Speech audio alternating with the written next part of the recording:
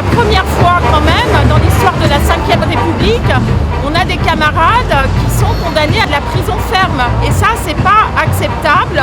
Et c'est pour ça que je pense qu'il faut en finir avec ce système, avec cette oligarchie. Et il faut que le monde du travail, le monde des sans-emploi, le monde des précaires s'élève parce que nous sommes plus nombreux que ceux qui nous attaquent. Et c'est à nous de choisir, on n'est pas là pour subir. Voilà. Moi je pense qu'il a raison Hollande quand il dit que ça va mieux. Pour moi dans la CGT ça va mieux. Parce que ça va être nettement mieux à partir du 14 juin quand on aura une grève interpro-reconductible dans tout ce qu'on doit faire avec tous ceux qui aujourd'hui souffrent dans notre pays.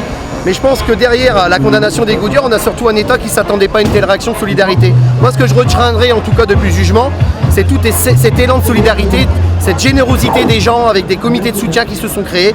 Moi j'ai tourné partout en France, j'ai vu un réel ras-le-bol mais surtout un réel espoir de se dire que si on est tous main dans la main, on est bien plus nombreux qu'eux et bien plus nombreux qu'eux et beaucoup plus puissants. On les fera tomber de toute façon, on n'a pas le choix. Ils nous ont livré une guerre, on va mener cette guerre jusqu'à son terme et jusqu'à une victoire. Et je pense qu'aujourd'hui, ceux qui font passer les manifestants pour des violents, des dangereux, des criminels, c'est eux les criminels. Le 49.3 c'est un acte criminel.